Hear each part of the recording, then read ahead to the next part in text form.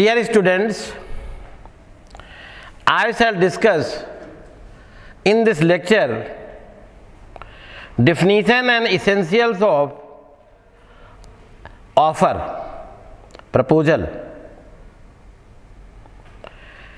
In Indian Contract Act, proposal word has been used, whereas in English law, offer word has been used. Both are synonyms. An offer is proposal by one party to another to enter into legally binding agreement. Section 2A provides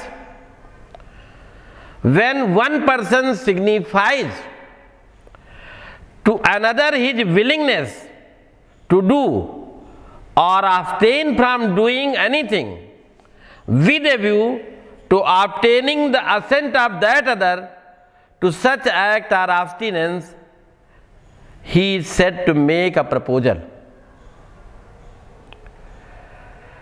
It means जहां पर एक party ने, suppose किया जाए मैंने कोई काम करने या न करने के लिए आपसे अपनी विलिंगनेस जो है सिग्निफाई की है, बताई है, कम्युनिकेट की है, इसी इंटेंशन से कि हम आपकी कंसेंट प्राप्त कर सके। तो इसका मतलब है कि मैंने आप किसको जो है प्रपोजल दिया है, ऑफर दिया है। सपोज कीजिए मैंने जो है अपनी विलिंगनेस जो है जाहिर की है, कम्युनिकेट की है कि मैं अपनी कार 2 लाख में बेचना चाहता हूं आपसे। क्यों की है? मैं जानना चाहता हूं कि आप 2 लाख में हमारी कार खरीदने के लिए सहमत हैं कि नहीं। तो इसका मतलब हमने अपनी कार बेचने का ऑफर आपको दिया है, खरीदने के लिए आपको। सेक्शन की लैंग्वेज पढ़ें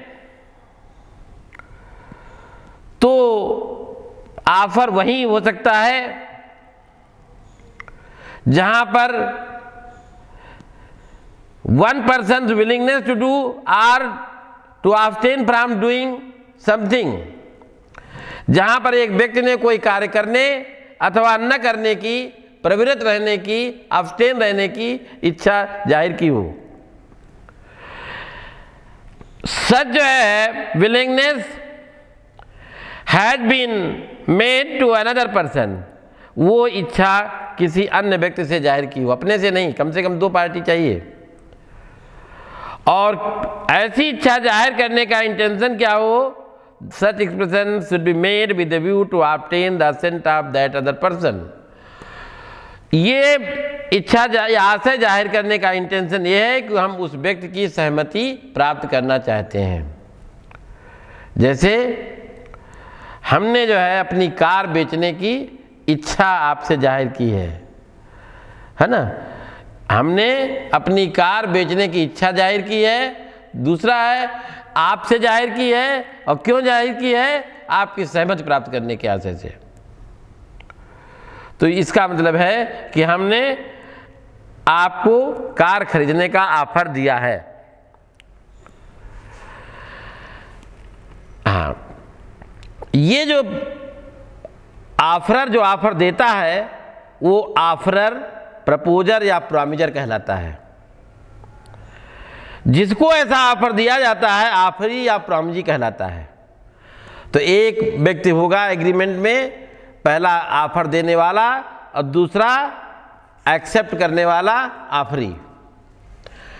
अब इसके इसेंशियल्स क्या हो सकते हैं? पहला है आवश्यकता तो क्या हो सकते हैं? The offer must be communicated, offer का कम्युनिकेट किया जाना जरूरी है। और कम्युनिकेट किसको किया जाना जरूरी है? ऑफरी को। कोई ऑफर तभी वैलिड होता है जब किसी दूसरे व्यक्ति को कम्युनिकेट किया गया हो। ऑफर जो है एक्सप्रेस, इम्प्लाइड, रिटन, ओरल किसी भी रूप में हो सकता है। सेक्शन 3 कहती है कि प्रस्तावों की संसूचना प्रस्ताव करने वाले पक्षकार के किसी ऐसे कार्य या लोभ से समझी जाती है जिसके द्वारा वो ऐसा प्रस्ताव संसूचित करने का आशय रखता है। कम्युनिकेशन जो है पूरी कब होती है? जब जो कम्युनिकेट किया है पूरी कब होगी? जिस व्यक्ति को ऑफर दिया है उसके नॉलेज में जब आ जाएगी तब वो पूरी मानी जाएगी। जैसे सपोज कीजिए कि मैं अपना घर आपको बेचने का पत्र द्वारा प्रस्ताव करता हूं। ये ऑफर कब पूरा होगा? जब आपको हमारा पत्र मिल जाएगा। Offer must be communicated. इस पर एक लीडिंग केस है लालमन शुक्ला वर्सेस गौरी दत्त 1913 का। इसमें जो है डिफेंडेंट का नेफ्यू मिस हो गया था, खो गया था, घर छोड़ चला गया था, कुछ भी कहे। उसने अपने कैशियर जो है लालमन को ढूंढने के लिए भेज दिया। जब लालमन ढूंढने चला गया तो डिफेंडेंट ने कुछ पॉम्पलेट छपवाए, बंटवाए और उसमें एक प्राइज डिक्लेयर किया, जो भी उस बच्चे को खोज करके लाएगा उसको 500 रुपीज रिवार्ड दिया जाएगा। लालमन को यह जानकारी जब बच्चा उसको मिल गया उसके बाद वो वापस आने पर मिली, उसके पहले उसको जानकारी नहीं थी। उसने इनाम मांगा, प्राइज मांगा, नहीं दिया तो कोर्ट गया और कोर्ट ने कहा कि वो जो है इनाम प्राप्त नहीं कर सकता है क्योंकि उसको ऑफर की कम्युनिकेशन नहीं थी। तो ऑफर की कम्युनिकेशन जो है न होने से जो है, अब इसी का ठीक उल्टा एक हम दूसरा एक केस बता रहे हैं।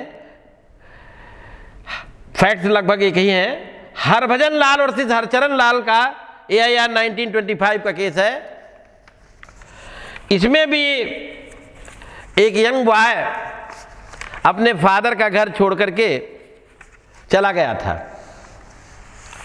फादर ने भी पॉम्पलेट छपवाए और कहा कि जो मिसिंग बॉय को ढूंढ करके लाएगा उसको 500 रुपया इनाम दिया जाएगा।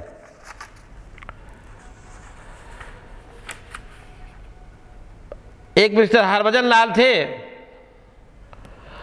उन्होंने रेलवे धर्मशाला के पास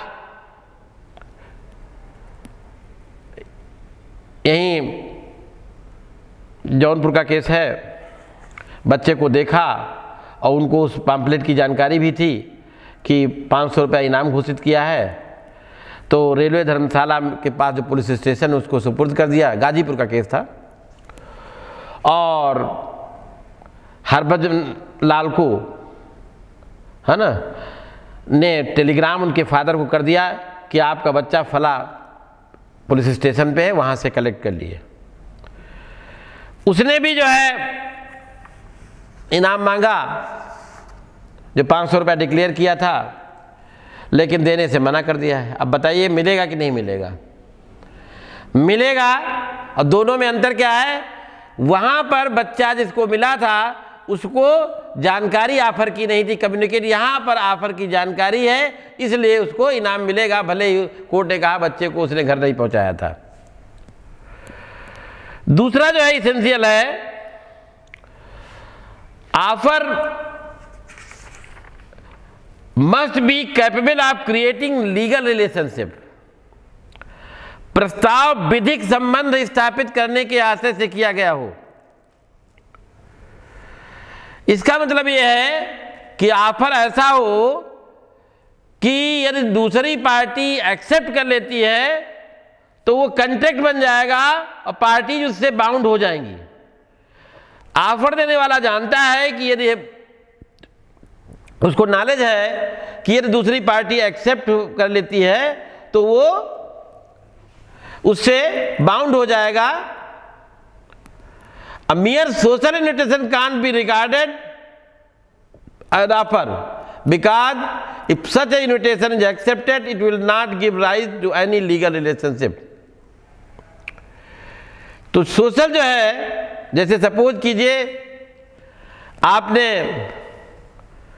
किसी को डिनर पर कल शाम के लिए 8 बजे के लिए बुलाया और आप ताला लगा करके चले गए, वो बेचारा पहुंचा आपके घर पर, दोपहर को खाना भी नहीं खाया था कि बढ़िया खाना खाएंगे डिनर पर, और बार बार वो देख रहा है कि जो है कब आए, कब दरवाज़ा खुले, और बीमार हो जाता है, तो आपसे एक पैसा वो रिकवर नहीं कर सकता है। क्यों नहीं कर सकता है?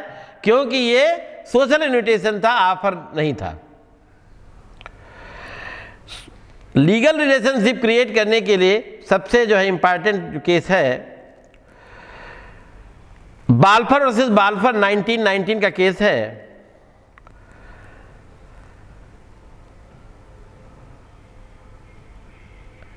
क्योंकि जो है इस केस में डिफेंडेंट जो सीलोन, जिसे अब श्रीलंका कहते हैं, में जॉब करता था।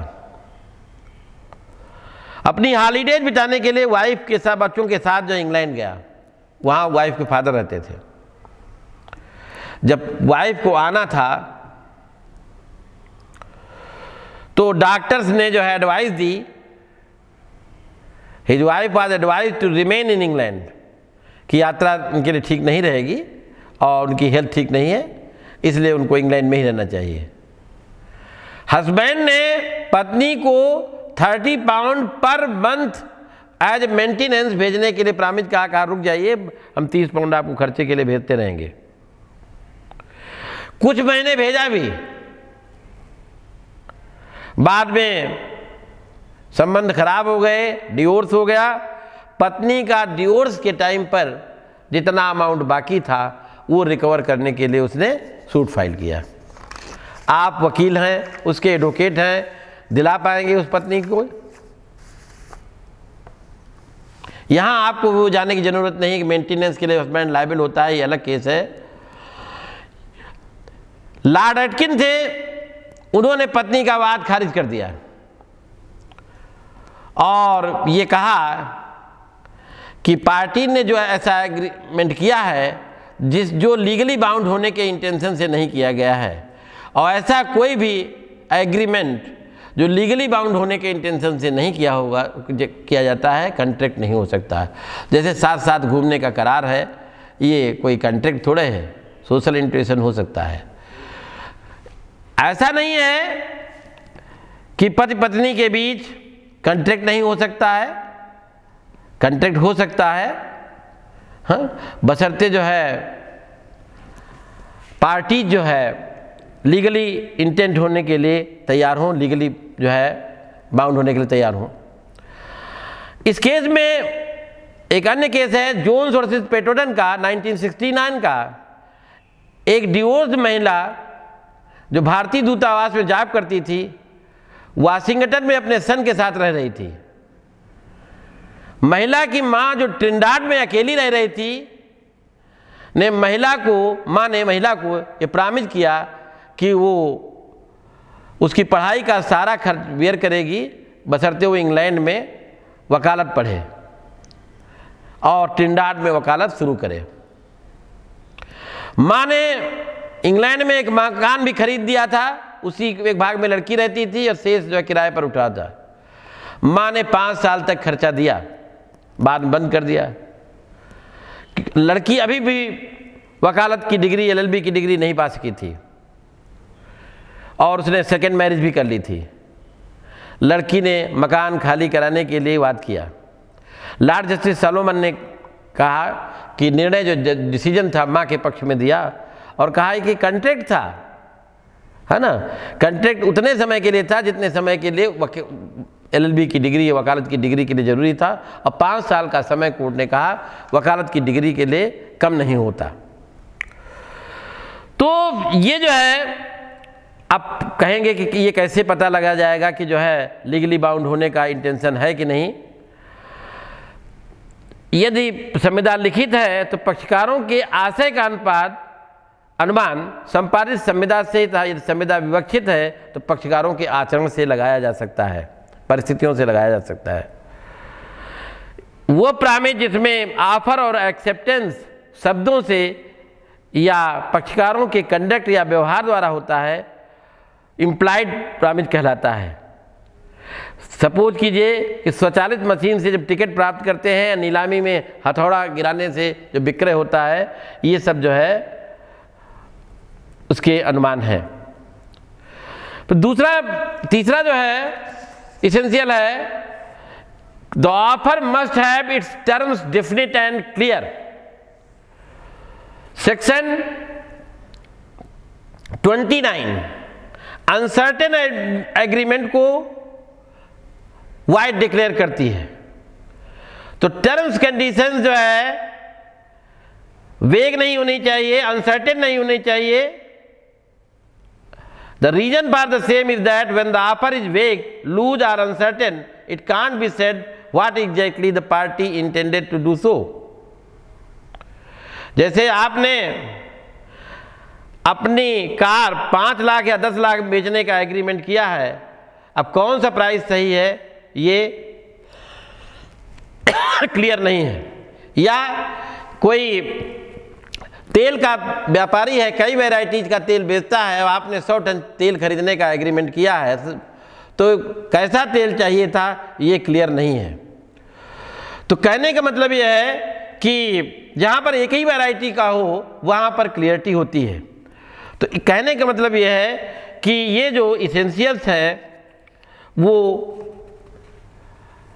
आवश्यक है। 3 इसेंशियल, पहला है offer must be communicated, second the offer must be capable of creating legal relationship, third है offer must have its terms definite and clear. अब जो है ऑफर कितने प्रकार का होगा ये हम नेक्स्ट वीडियो में डिस्कस करेंगे।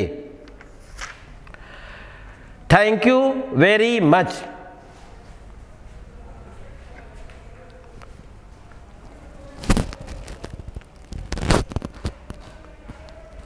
देखो हो गया, देखो बंद हो गया नहीं, बंद हो गया।